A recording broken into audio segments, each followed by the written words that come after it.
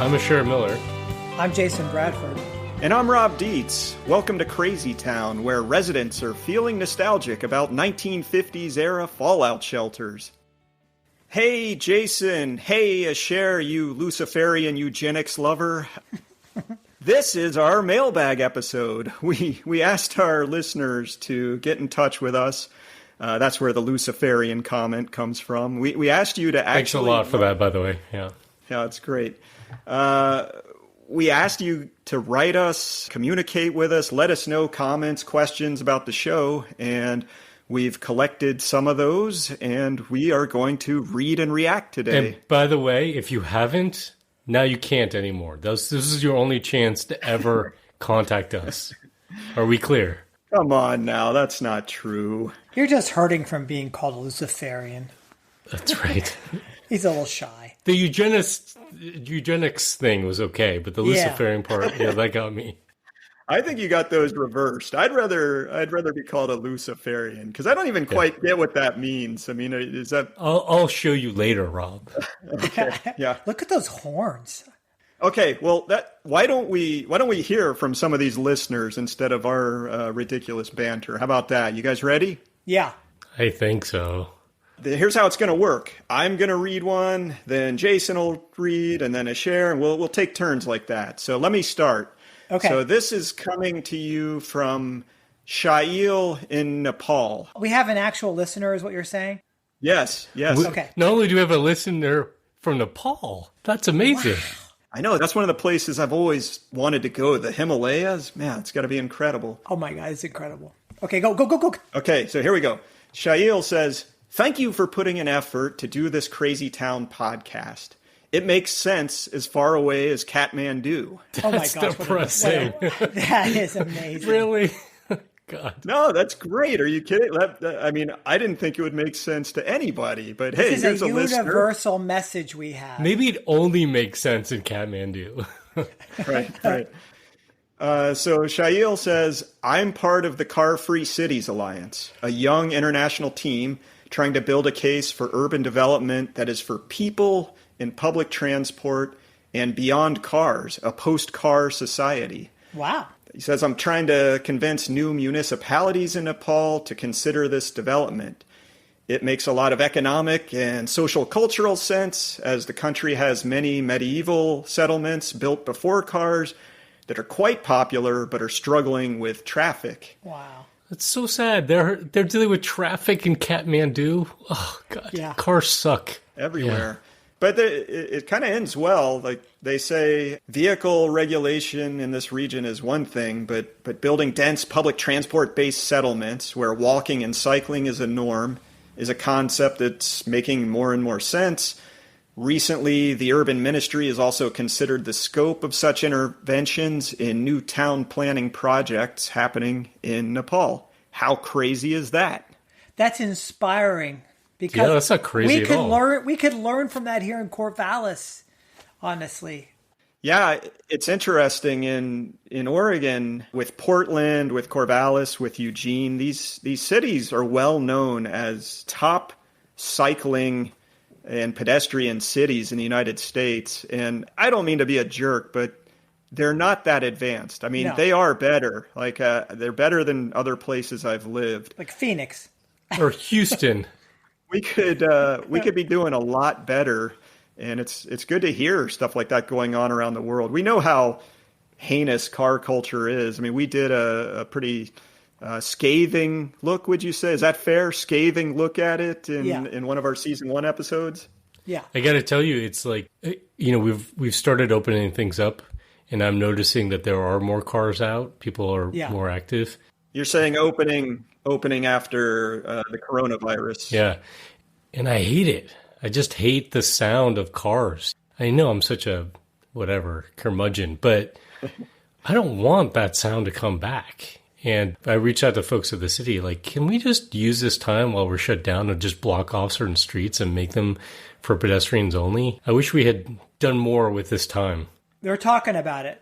Seattle has done it. They shut down 20 streets. Yeah, parts of Berkeley have as well. Yeah.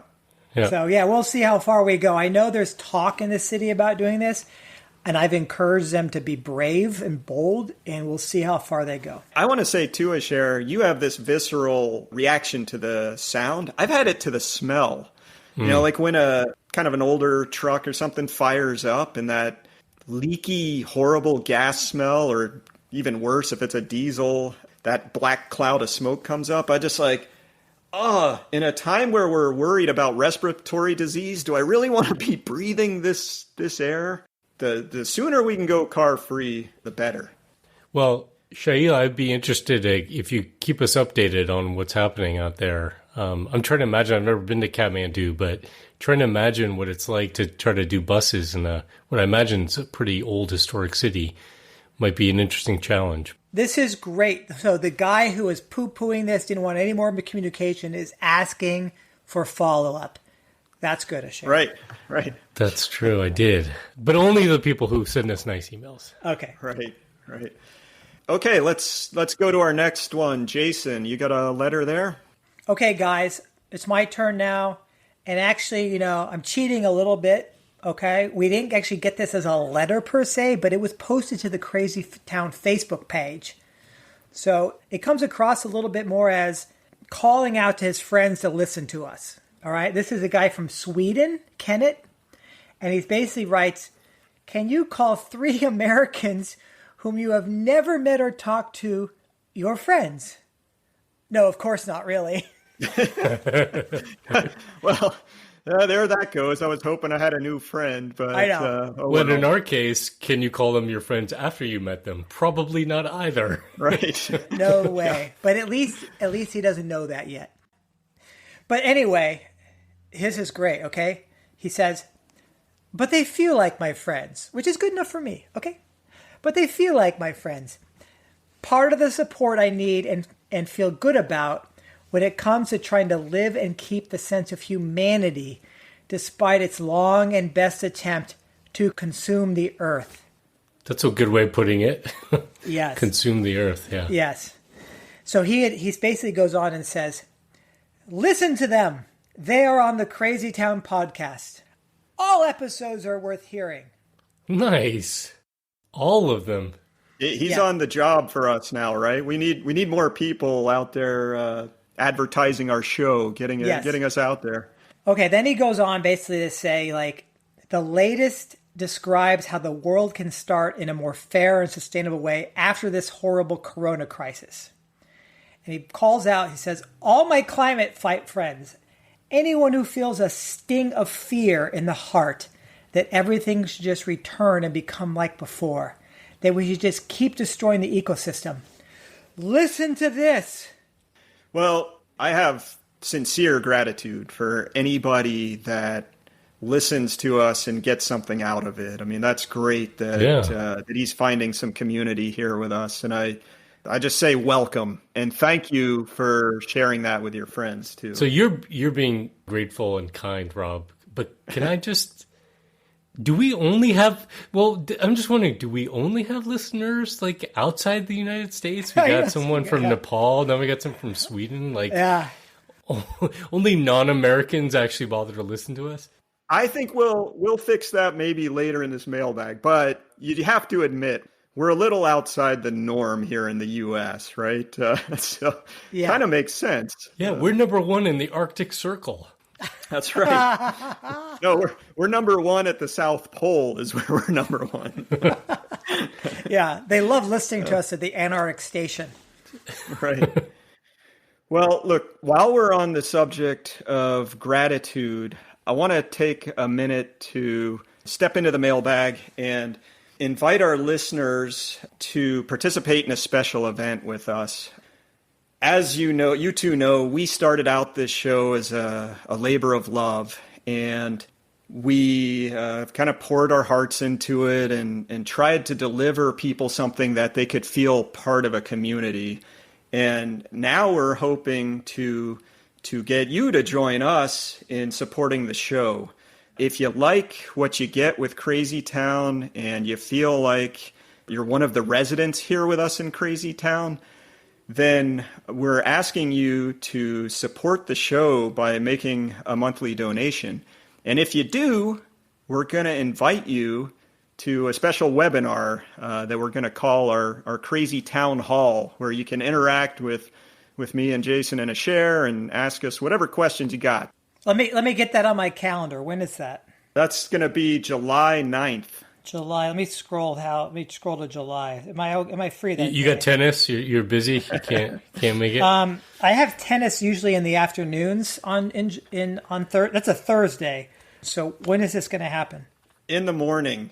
You already know this, so how about shut the hell up and let us be thankful to our listeners? Would that be all right? Yeah, okay. I'm sorry. I'm going to crawl back into my cave.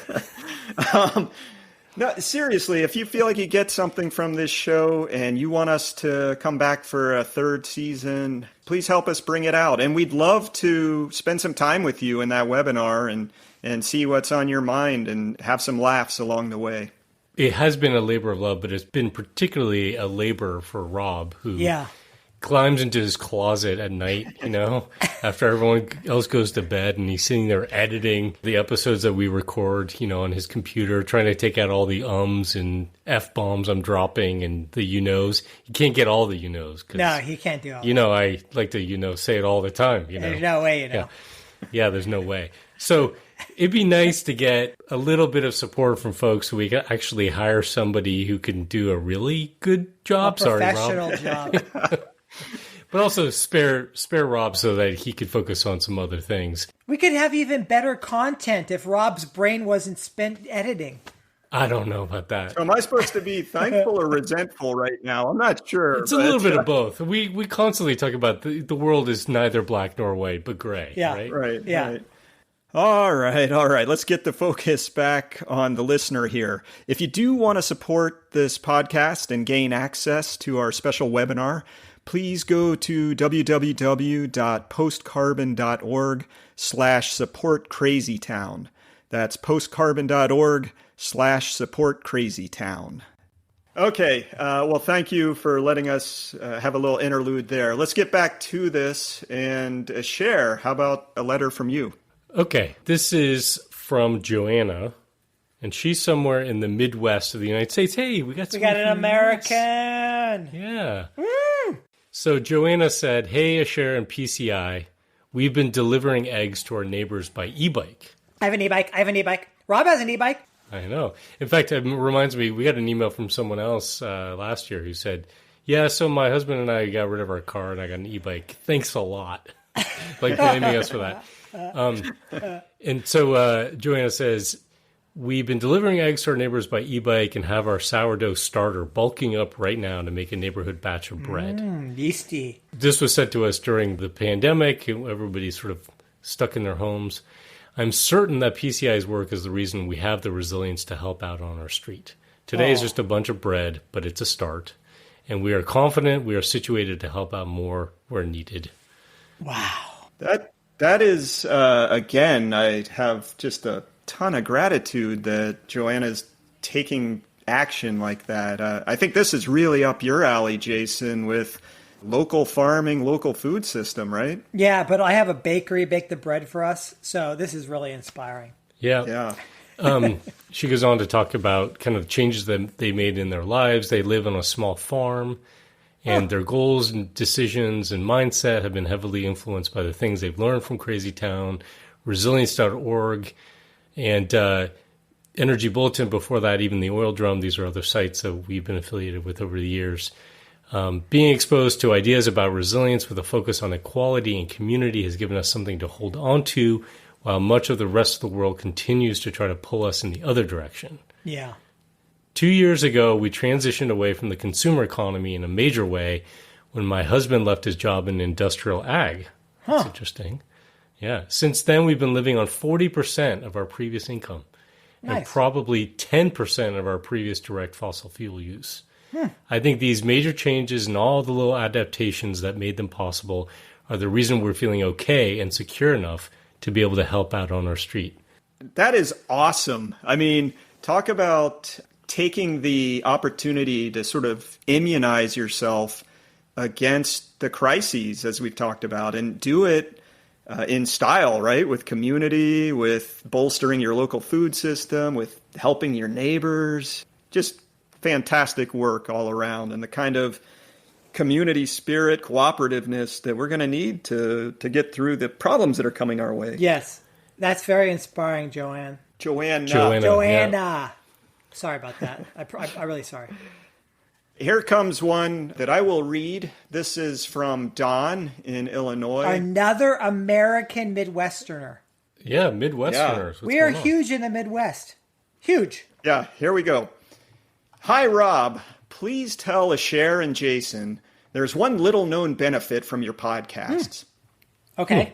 I have been broadcasting them by loudspeaker over my corn and bean acreage here in northern Illinois, and have entirely eliminated the need for additional artificial fertilizer. Oh, that's perfect. That's perfect, Don. Wait, can I... So he's basically saying we're full of shit. Is that what he's saying? Oh, yeah. Okay. Yeah, exactly. Right. We are better than compost. He says, I'm not sure which of you is more full of it, but I enjoy listening immensely and am getting good advice. Thanks, guys. Let me just answer that head on. I think it's one of you two, first of all. Asher or Jason is more full of it. I'm sure. Yeah, we talked about comparative advantage and our relative status against other people. I've always wanted to be more full of shit than the two of you. So I'm Right. proud to be number one.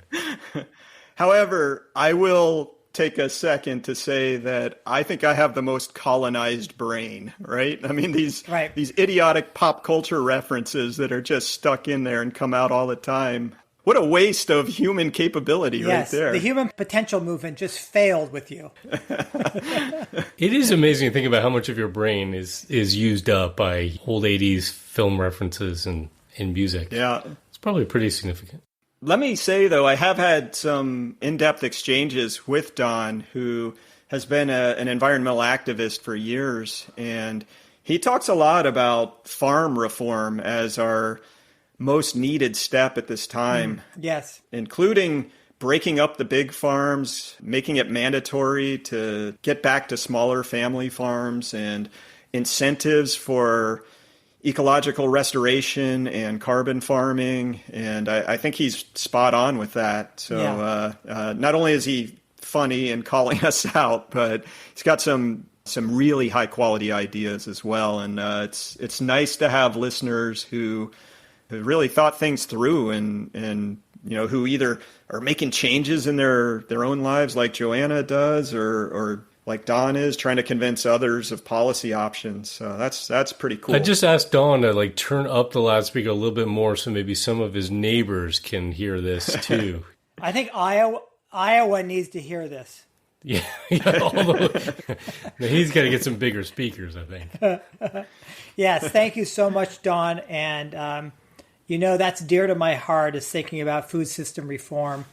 And so it's a long, tough thing to turn the industrial food system around. And we're seeing signs of that happening right now. But I don't know what's going to happen. We just have to keep kind of pushing forward and doing the best we can. So I appreciate all that you do. Okay, thanks. We're on to your next listener, Jason. Give us the lowdown. Well, this listener is Bob in Oregon. So we got a local guy, at least somewhere in our state. Home state. Yeah, I'm excited about this. We have a listener in Oregon. So he attached a refrigerator photo, a photo of a refrigerator made in the I thought you were saying he actually sent us a refrigerator. No, I misquoted there. So he attached a photo of a refrigerator made in either the late 1930s or the early 1940s. I guess he didn't know which one. But anyhow, he says, "It is still in my cousin's house in Michigan. It has never been repaired and still works and is still in use. Note the compressor is on top so the heat does not circulate around the box, and the doors and sides are much wider and presumably better insulated than today's." And so he goes on to say, "It's terrible, the wastefulness of planned obsolescence. A waste of energy and resources all down the drain." It's interesting because it's true. It's like we tend to think that things have improved technologically. We probably know more about how to create highly efficient refrigerators now, but we don't do it because that's actually counter to the profit motive of these companies, right? Right. Yeah. So they're willfully designing crappy shit. Right.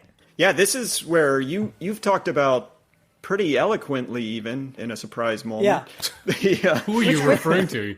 Are you talking about Bob or me? No, or I'm Jason? talking about you. I would never insult a listener. I only insult us. I just can't imagine you ever saying of me that I said something, articulate or eloquent. Right. Yeah.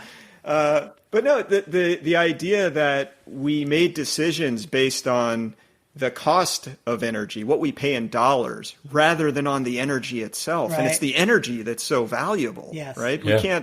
We can't just get that back, whereas dollars, that's just something we made up. Right. Yeah. If we weren't so energy blind, we would take the common sense and all that engineering work, the stuff we've learned to make the most efficient products and the ability to conserve energy wherever we can all throughout the system. Yeah. Let's hope that changes as we have to reboot manufacturing and as we're in another depression where consumer goods are not flying off the shelves as much. It's hard to know if that's going to happen, but boy, that would be smart. Yeah, I got to say I had a crazy town moment this morning. I was listening to a regular broadcast radio station, and they were delivering this news that retail sales have fallen off during this COVID-19 time as much as during the entire Great Recession, the whole of the Great Recession. We've had like 2 months of this. Yeah, and here was their reaction. This tells you how embedded people are in Crazy Town. The radio DJ started going, "Oh, we got to turn this around. We got to get the economy going. You know what? I need to buy jeans. I've only got 6 pairs of jeans, and some of them are starting to get holes in them."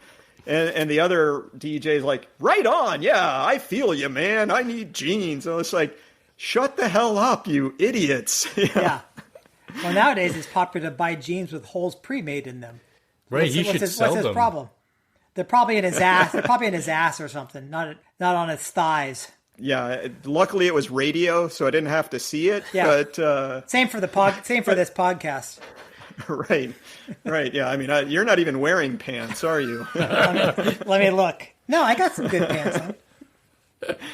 I had to check. Yeah. Anyway, I got to say, I appreciate Bob sending that photo. I actually see it now. And yeah, the compressor's sitting right there on top and probably a very efficient machine, right? Yeah, the problem with putting a compressor on top like that is you can't put all your tchotchke bullshit on top of the fridge. It takes up room, right? Yeah. Really? Does massive dust bunny count as tchotchke bullshit? Because that's what lives on top of my refrigerator. Really? Yeah, no, I all of my Amazon, what do they call those buttons that you push when you want to order like new toilet paper and they send it to you automatically? My dash buttons, all of mine are sitting on the top of my refrigerator. So anytime, I'm out of whatever, I can just order it. Nice. The odds that you have dash buttons are the same as the odds that Jason's wearing pants, right? It's not too high. I'm wearing pants. I'm gonna get my leg in the camera.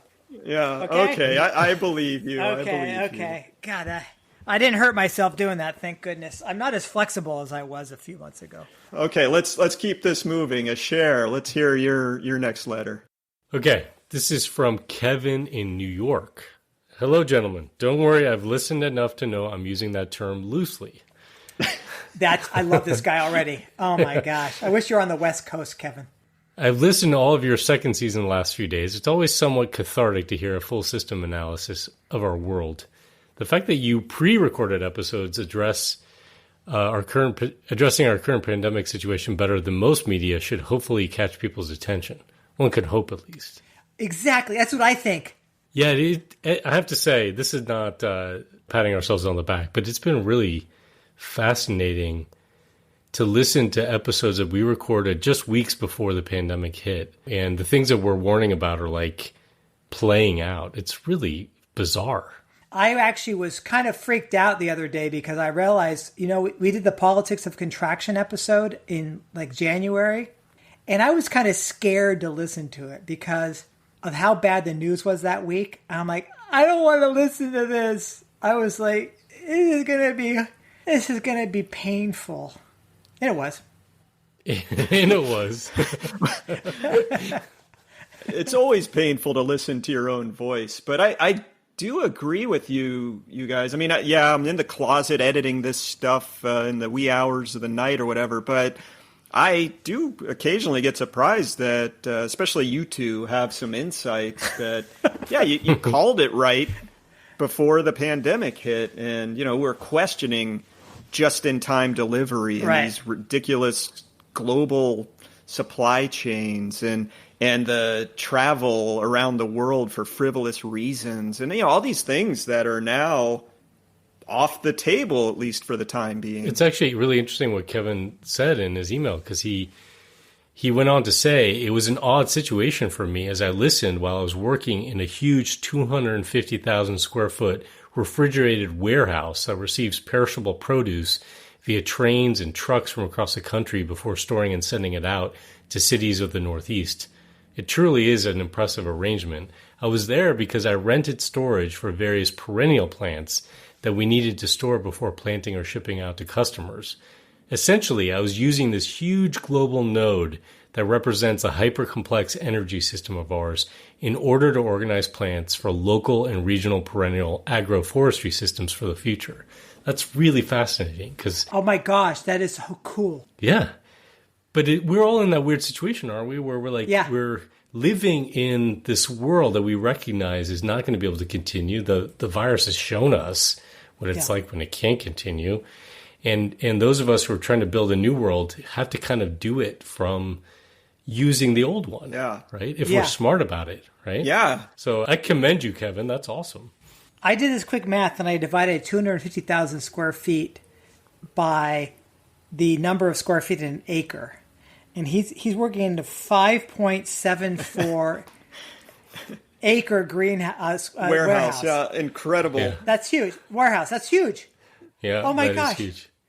Awesome. I would also just say that Kevin is like a jujitsu or an Aikido master. He's taking this system and using its momentum to shift it from global to regional and local. And that is really cool. I mean, that's what needs to happen in this time, right? We have all this infrastructure. It's not like it just goes away instantly. So figuring out how to reapportion that infrastructure. And this gets us back to the stuff we talk about a lot with Marvin Harris and cultural materialism, how the infrastructure that you have really affects the way you think and believe.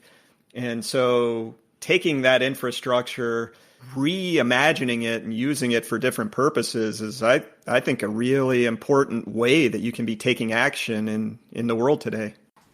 But I do have to say, just going off the evidence of, these comments that we've gotten from our listeners and other folks that we've engaged with over the years at Post Carbon Institute, we've got some non-traditional thinkers in our midst. You think? There's something about like our audience that is able to think differently and to question the system and is willing to sort of buck those things. You're buttering them up. You're buttering up for the webinar donation.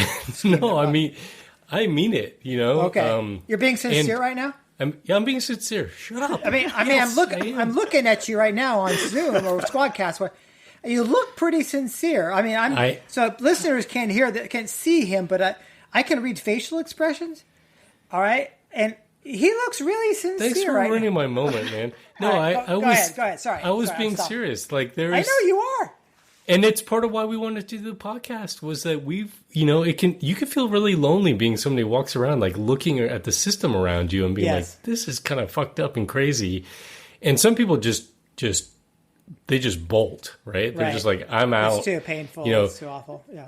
They kind of drop out of society. Right. We've got people who are like, okay, I see the system for what it is. I'm in the matrix. I see the matrix. Yes. I'm going to use the matrix against itself. Yes. Aikido.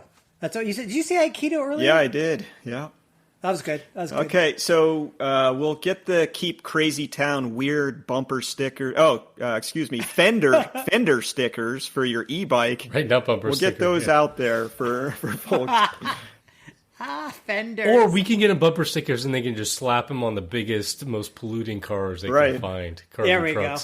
Although we're not responsible if you're sent to the hospital. That's not our... We're not saying to cover up the exhaust pipe with the stickers, but if that were to happen... Okay, let's go. It's my turn. On to the next one. This is from a special listener. It's from @WorriedMom41 in Texas. Okay? 41, what's that mean? I have no idea. Okay. She's 41 years old. She was born in 1941. One of those. That's her IQ. Here goes. Wait, we do not insult our listeners. Oh, sorry. I didn't mean to insult. Okay, here it is. My son used to be a solid citizen. He had good career prospects with a nice salary and job security. But then he got into stuff like environmental policy, biodiversity conservation, and ecological economics. And it's been all downhill from there. I was visiting him one day. I hear you. And checked out his in his yurt. Okay. Here we go. I was visiting him. Okay, sorry. Visiting him one day and checked out his bookshelf, which was loaded with authors like Donella Meadows, Herman Daly, and Richard Heinberg. There wasn't an Ayn Rand book in sight.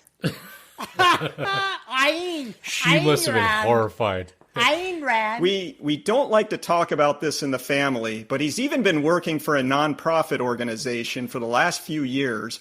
And to top it all off, he's part of some podcast called Insane City or Wacky Village or something like that. You made this up. What the This fuck? is not real. How do I get my son back? This is not real. That was a good try, Rob. Okay. You had us until Insane City. Yeah, Wacky Village. I admit it. I ghost wrote that for my mom. It's not entirely Is that how your mom off-base. feels? No, she doesn't feel like that. But one of the reasons I wanted to have a message like that in there was kind of for our listeners' benefit to commiserate or empathize a little bit that in making this show together, we all get to experience the rabbit hole together in a way. You know, we're sitting here looking at Crazy Town and we get to process this stuff as we come up with ideas for the show. And that's something, like you said before, Asher, that I hope our listeners feel that too and feel like they're a little bit part of our community here of weirdos that reside here in Crazy Town. That's true. I felt pretty crazy when I first pulled this all together in my head, and I didn't think that I had anyone I could talk to about it. I think we talked about that in season 1. So yeah, that's good. Yeah, it's nice to know that we're not alone and to joke about how insane either we are or the world is or some combination thereof. Yeah, and I would also just add that making fun of where I've ended up in a career, but I do feel really lucky to be able to address what, to me, are the most important issues in the world and trying to find a way forward through some of the crises that we as a civilization, as a population, have created. Let's get to Jason's next letter. Yes. Okay. So this is a fascinating one because we talk about like bridging the divide and trying to get to conversations with people that aren't like us. And this one really struck me because it comes from somebody who aren't our normal listeners. Okay. So they start out, "Dear Mr. Miller, Mr. Bradford, and Mr. Dietz." Oh, how formal. I know. Wow. This is one. I perked up. "Let me introduce myself. My name is Mabel, and I have lived my whole life in Cushing, Oklahoma." Cushing? Yeah.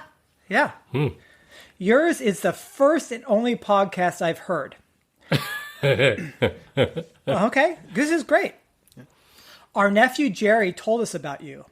We often argue with Jerry, and he lives out west like you all, but in Washington." So that's Washington State, obviously. Right. "Our family have always worked in the oil business, and so Jerry said we might be interested in what you had to say. At first, we didn't like your styles, and it seems like you three are what we might call heathens. But we stuck with it because Jerry told us we probably wouldn't, and we are stubborn people." Isn't this great? Outstanding, yes. Yeah, we're heathens. Yeah. Yes. Anyhow, we have learned a lot, and coming from people like yourselves, that surprised us. Surprised us too. Yeah. We like that you seem grounded in reality and are not kooks like a lot of Jerry's friends. All right, so we are heathen non-kooks. That's great. Just what we set out to be. That was almost the name of our podcast. It's what's on my business card. Yeah. Wait. I thought Luciferian was on your business card. On one side, and then I flip it to the other side. Depends on who I'm giving my card to. Okay, so at this point, I'm going, this is great. We're reaching beyond the normal audience, but there's more. Are you ready for this? Sure. Okay. She says, next paragraph. You probably get fan mail like this all the time, but there's something you may not have heard before. We think one of or all of you are natural healers. Hear me out. Although you three don't seem to have faith in our Lord, the Holy Spirit may be moving through you. As my husband and I listened to one episode and then another, going back and binging season 1 like you were the show Ozarks or something, we both noticed our ailments slowly fading away. What? Yeah. Sciatica, cataracts, gallstones, dry mouth, retracting gums, age spots. We have all that. Or should we say used to? Okay? This is freaking incredible. So I think you three should go out on the road and just talk to live audiences. It may need to be in parks and places where the bad air won't stick around and people can sit apart. But unlike other healers we have been to see, you have the advantage of not needing to lay hands on anyone. Thank you, and God bless your sweet souls. Please, dear God, tell me you made this thing up, because otherwise I'm going to go put my head in a toaster oven. You just sort of made a little prayer to God that Jason made this up. So there's no way you could be a heathen. Come on, own up, Jason. This is yours. You are Mabel. I went to the dentist the other day, and they did the little thing where they like stuck the little probe to count like how many millimeters like my gums were receding. Sure. 3, 2, 1. Two, 3. Yeah. I'm like, I have such shallow pockets right now. I am so happy. What the hell are we talking about Shallow here? pockets. My gums are super healthy. This is Jason trying to change the topic. Is what this is. Yeah. Anyway, so that inspired me to write this message. It's the retracting gums thing. Okay, so you admit you wrote it. Yeah. Okay, that was fun. Cher, let's have you take us to the promised land with one from a real listener again. Yeah, well, this one's short. This one is from Angie. Angie in California. Oh. And she wrote it to me. Somehow she got my personal email address. I'm not sure how, but she wrote to me personally, and she just said, "Hi, Cher. I'm a big fan of Crazy Town. It's hard because I only like listening to your voice. The other two guys drive me crazy. Damn it! So I'm constantly hitting the mute button on them, having to turn down the volume and then turn it back up when you talk. Right. That makes you're sense. the only one who has anything articulate to say, and I love the sound of your voice. I like the sound of your voice, too. I agree with that. Can you, for season 3, consider getting other co-hosts?" Okay. Angie, that's a really good email. Thank you. I really appreciate that sentiment. She's not the only one. This was actually a petition that was created online. Oh. Yeah, she took that email. There are now 743,212 people who've signed on to the petition. Like change.org or something? Yeah, recommending that Crazy Town gets rid of 2 of our hosts and just keeps me. I'm sorry, guys. I had nothing to do with it. You have the best voice by far. Yeah, I agree. But the problem with that petition is there was another one that's got an order of magnitude higher. It's got like 7 million signatures saying, can you get rid of all 3 of them and just cut it out? Right. So Just stop. Just stop. So any listeners ready to take over the show, maybe that's in the cards. We'll see. No, I'm gonna actually. Maybe we can end this on a real email from a real listener. I think that's a good call. All right. So this is from Sky in England. Oh, okay? another international listener. We're going to cross the pond. Okay. Dear Jason, Rob, and Asher, I especially enjoyed this podcast, most especially the story Jason told containing his response to the Korean TV interviewer's comment. So he's talking about the one that we did. Which one was that? I think that was episode 27. I remember, Jason, you were telling this story. You were being interviewed by a Korean television news group, and the interviewer... Yeah, she was from SBC, Seoul Broadcasting Corporation or something. She was impressed with how well you had prepared your family, your land for the potential of disruptions to the economy, and said, how do you feel about that? And your response was good. You remember what it was? I basically said, oh, but if I have all this food and nobody else does, then I'm going to have to check out the recipe from Alex Jones's website. Your neighbors. That's not what you said. You gave a way better answer in the episode. But yeah, that was it, right? Basically, like, you're not food secure if your neighbors aren't. Yeah, exactly. But what did Alex Jones say? Remember this? Alex Jones said his neighbors are looking tasty. He's going to start eating them. Neighbors, right? Anyway, okay, so getting back to Sky. I didn't say that. I want to make it on the record. So getting back to Sky. Sky said, most especially the story Jason told containing his response to the Korean TV interviewer's comment as to how well prepared he was for the results of the declining oil availability, as I remember. Excellent answer. I have been thinking of just how much of a harbinger of the future the COVID-19 pandemic seems to be. I'm also pleased to brag a little bit about our local council here in Heartland, Devon, UK. I'm an American citizen born and bred, however, who organized volunteers to deliver prescriptions from our local health clinic to high-risk residents. Sweet. Wow. Our local grocery, come post office, delivers groceries daily free of charge. With our bank details, I just do a quick bank transfer. But that's really cool. Our neighbors and good friends bring us items from their visits to a nearby 15 miles away health store. They drop off items with the amount owed, and I again pay by bank transfer. Some British elders, such as my wife, remember the cooperation they enjoyed during World War II. Wow. Yeah. By the way, you may be very surprised to know that during World War II, in the dark and perilous times in Russia, the British people collected and sent thousands of pounds worth of money and aid to Russia despite severe rationing in Britain at the time. I'm happy to be a big fan of Crazy Town. I hope you will take no unnecessary risks in protecting yourselves and your families from COVID-19. What a sweet message. Thank you, Sky. And he's an American who's actually being so pro-social. That's inspiring. I got to say, too, he's taking a step that's the hardest step when you're trying to do something to change the world, which is actually organizing things into a different system, right? I mean, his response of figuring out how to get the goods, where they need to go, and how to make the transfers of money and all that, that's absolutely brilliant. And like he said, the council there, however they did it, they got together, cooperated, and figured this thing out. So kudos to them, huh? Yes. The bit about his wife in World War II and like thinking fondly back on the cooperation they had. Right. What is it about? Why is it we have to go through these horrendous experiences in order to like feel like we're cooperating with each other? And then we look back fondly with nostalgia. Yeah.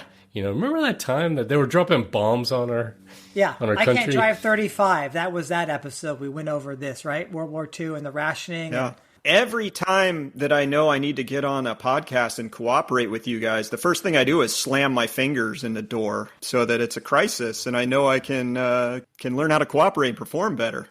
Except we just laugh at you. We show no empathy or care. Yeah, picked the wrong group. That buddy. is a problem. Well, I know I said earlier that this is the only chance you get to send us emails, but I, of course, didn't mean that. We love to hear from our listeners. We love getting questions from folks. We love knowing what you're up to. Yeah. It helps us we did this podcast in part because we wanted to help folks like us out there who might feel alone in the world dealing with all the craziness. This is pre-pandemic, right? Not feel quite so alone, but it helps us to hear from folks to not feel alone ourselves. So we really do appreciate hearing from folks and the fact that we actually have more than 3 people listening to us. I got to say, I really enjoyed hearing you guys read from our listeners, the real ones, that is. And oh, you didn't like the one that I talked about with the. We'll talk about that later. I thought Angie was spot on. Well, so yeah, let's end on that bit of gratitude and thankfulness for having such keen listeners and such caring listeners, people who are out there doing incredible things in the world. A lot of thanks to them and a lot of thanks to you guys. So we'll see you next time on Crazy Town.